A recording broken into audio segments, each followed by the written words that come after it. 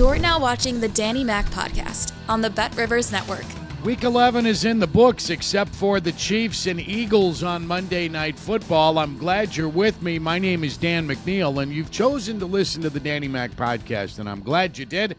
Thank you for doing so. If you've not done it yet, please subscribe, and I'll remind you that you can actually watch these podcasts and interviews. It's most interesting when there are two of us here on YouTube, so that's a fun place to subscribe to it. You can watch the facial reactions of Lomas Brown when I mention David Montgomery or Gary Fensick when I talk about the 85 Bears, which is coming up very, very soon. You can watch them on YouTube, and thanks for giving me some time today. I know, Bears fans, you're having a tough day because you watch your team piss away a lead, a 12-point lead with 4 minutes and 15 seconds left to go in the game.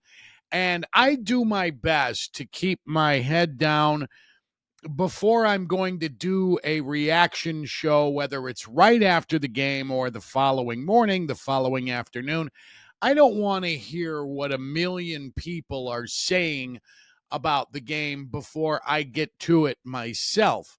However, I did take a peek today at social media, and I found largely what I expected to find, and I want to go over what the hand of the coaching staff was in yesterday's horrible loss to the Lions, 31-26. The final at Ford Field as the Bears fall to 3-8 on the season, and as second-year head coach Matt Eberflus continues to find that first win against an NFC North opponent elusive. He cannot get his arms around it no matter how close he comes. 26-14, 4 minutes and change to go. Not enough. I want to let you know you can get extra value this football season with Bet Rivers Squares. You can win $10,000 in bonus money. Bet $10 in same-game parlays with the Squares icon to earn a square. When you're protecting a lead, whether it's with 5 minutes, 7 minutes to go in the fourth quarter, when you are protecting a 2-score or a 1-score lead, it is your responsibility to salt away the victory. You need to control the line of scrimmage and make a few first downs. Force the defense to expend all of its timeouts and chew up the clock. If you don't buy that you need to have a running game in this year's NFL, okay, just for the sake of conversation, I'll grant you that. It's easier to score points passing the football. You get it done quicker and more efficiently, less bodies get broken that way. But when you develop a lead and you need to just grind out that clock, it becomes incumbent on you to run the football, and the Bears couldn't do it yesterday, and that's why they lost the game. It wasn't all on Luke Getsy. I don't like the two inside runs he called in the two plays before. Fields had Tyler Scott, the rookie, wide open, running a 9 route, and then Scott gave up on the ball and slows down, and maybe he catches that. Maybe that gives the Bears another touchdown, or certainly it moves the chains. But those two runs were not inspirational. I got no problem with running the ball. Run it to advance the chains, and run it with your best running back. And yesterday, the best player on the field at any position was Justin Fields. As a running back yesterday, he was exceptional. He changed the game early. That first drive when the Bears went right down the field to take a 7-0 lead, he was composed as a passer, and he was slick as a runner. When they have second and long on the very first series of the game, when he makes that nice, silky 11-yard run, and he knows when to get down, and he was terrific. That is what you want him to do. Now, I know the Bears don't want him to run the ball 18 times, and you probably don't either. That's a little bit risky, but that's what they did to win the game yesterday. D'Onta Foreman, who's really been their best running back this year, did not look healthy. He came off last week. He came off the field again yesterday. And Khalil Herbert doesn't look quite ready to go. So they needed Justin Fields to run the ball yesterday, and he did that. And he passed the ball pretty well. Also, I thought, except for the last play, the Aiden Hutchinson, hey, there it is. Finally a sack. The guy gets enough camera time. You'd think he was Myles Garrett, the way they show his mug on Sunday afternoons. But that was the only play where Fields really didn't have great pocket presence. I thought he threw the ball pretty well yesterday. That ball he dropped into DJ Moore, oh man, was that a sweetie. That was perfect. And he stepped into the throw and just drilled it, just really pushed off on that throw. Got everything on it and caught Moore right in stride. That was a beautiful thing. That was a really, really good thing. The negative side of it from Fields' standpoint, they had a couple of delayed game penalties and almost had a third. Just not being able to understand the play clock 3 years into starting, it amazes me. I don't know why he doesn't. Either they don't get him the play quickly enough, or he doesn't get communicated and get the huddle broken and get everybody up to the line of scrimmage in time. But that has been a problem since he took the job several years ago. They don't have a good sense of the play clock. They get caught in those penalties. And Darnell Wright had a pretty good game yesterday, but he had just a couple of penalties to make himself noticeable at the most inopportune times. We've talked about takeaways being everything in this game in 2023. They are. And there are times when you do it like yesterday and you get 4 takeaways, 3 interceptions of Jared Goff, one of them by Tyreek Stevenson. And I want to talk about him in a second, the rookie out of Miami. He also forced a fumble on a kick return when Craig Reynolds coughed it up. So the Bears had 4 takeaways yesterday and still can't win the game. Montez Sweat has his first sack as a Bear early in the fourth quarter. And, boy, he'd have a bunch of them if nobody blocked him. The right tackle blocked down, and Sweat was kind of surprised. Hey, all right, I'll go throw Jared Goff down. Jared Goff was not on yesterday at all. He was off yesterday. And the Bears took advantage of it. You had Tremaine Edmonds with a pick. TJ Edwards had a pick. I mentioned Stevenson getting his first of the year.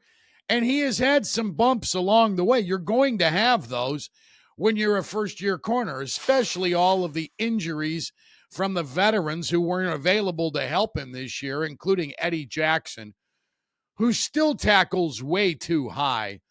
By the way, he had a big hit yesterday early, but he also has some hand tackles. And that's part of why the Bears lost the game when Detroit moved the ball down the field on their last 2 possessions to get the go-ahead touchdown, and then David Montgomery to add insult to injury to ice it. But the Bears didn't tackle well. Detroit was just throwing the ball into the middle of the field, and they were breaking tackles, or they were running. Gibbs was running. He had a nice long first down rush when you thought the Lions were going to be ready, and just slinging it down the field. They worked the center of the field, and the Bears didn't make good tackles.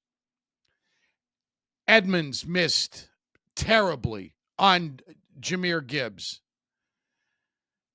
I talked glowingly last week, as anybody who watched the game would have, about Kyler Gordon. He was not particularly crisp as a tackler Sunday at Ford Field. Neither was Eddie Jackson. You can't be giving up those extra 5, 6, 7-yard hunks when field goals will tie the game, or you lose. Their backs were against the wall, and they didn't answer the bell defensively.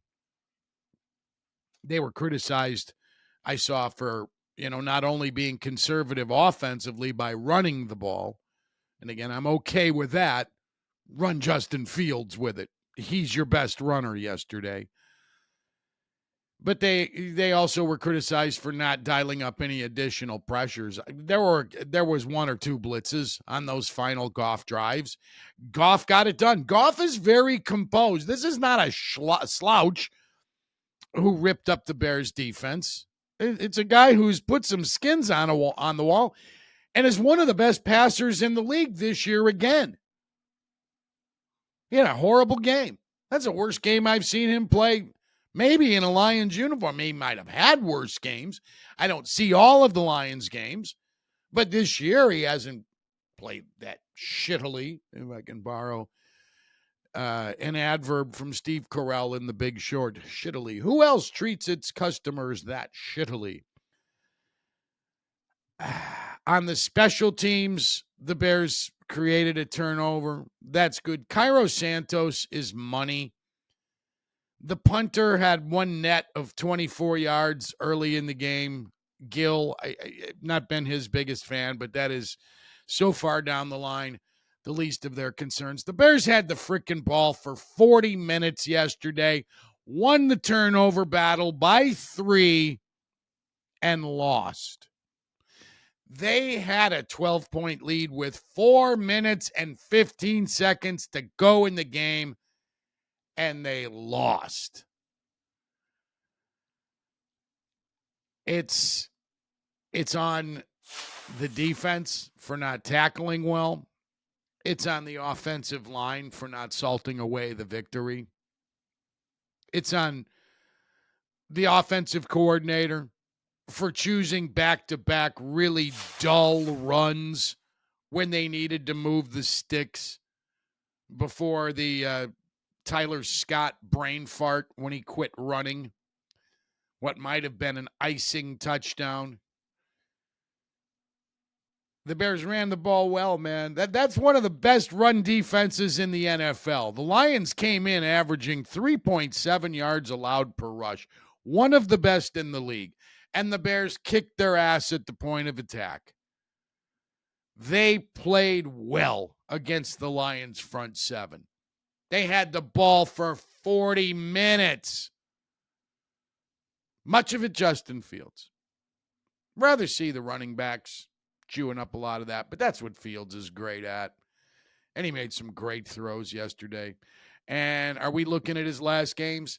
As good as he has been in some of these games in recent weeks, it's not enough for me. I want the Bears to go in another direction with the head coach and with the quarterback.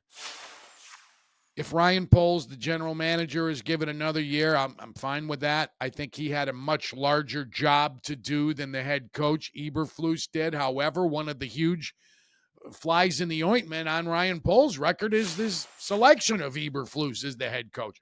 I have a tough time getting past that. I remind myself George McCaskey and Ted Phillips still put their fingerprints on this. And I heard Ed O'Bradovich on WGN radio for about 30 seconds yesterday, maybe 45 minutes or so after the Lions put the Bears away 31-26, bitching about ownership. And it's funny that these are the same hosts, same angles that have been prevalent in sports radio since the Score, the first sports station, was launched in 92. Same battle cries. Our ownership sucks. We don't have a pass rusher. When are we going to develop a first-round tackle who's going to be great like Jimbo Covert was once upon a time? These are the questions that continue to remain unanswered. Oh, and the other one. When's our franchise quarterback coming? Boy, the more Caleb Johnson plays, the more his stock drops, it seems. I don't know who the best guy is in college football. I don't know. I don't watch enough of it, but I've seen enough of Fields, even though I'm not putting it on him for yesterday. Not putting it on Justin Fields for yesterday. In defense that didn't finish the game. You had a rookie wide receiver give up on a route. You had an offensive line that did a nice job much of the day and was out of gas and couldn't knock the Lions off the line of scrimmage when you're trying to salt away a victory. The Bears went into yesterday, I think, the 5th best rushing team in the NFL. Do it when you need to do it most, man. That's where they lost the game yesterday. I'm not nuts about the runs that were called, but you got to frickin' knock the guy around. And Cody Whitehair, nice knowing you. Thanks for your service. The Bears benched him yesterday. Musical Bears up front offensively. Thank you for listening to the Danny Mac podcast. I want to wish you a very pleasant Thanksgiving. I am very grateful for so many things, family and friends most of all, but also for these opportunities I get at Bet Rivers to do these podcasts. And I thank Adam Delavit for giving me these chances. He's the big boss man at the Bet Rivers Podcast Network, my former executive producer back in the Mac Yurko and Harry days. As Adam likes to say, the heyday of my career. Sam Michael is my executive producer, thanking Randy Merkin and Alex Pastor and Troy Mocker for everything they do. Talk to you very, very soon. Don't forget, Bears and Vikings are next up. Have a great week. Bye-bye.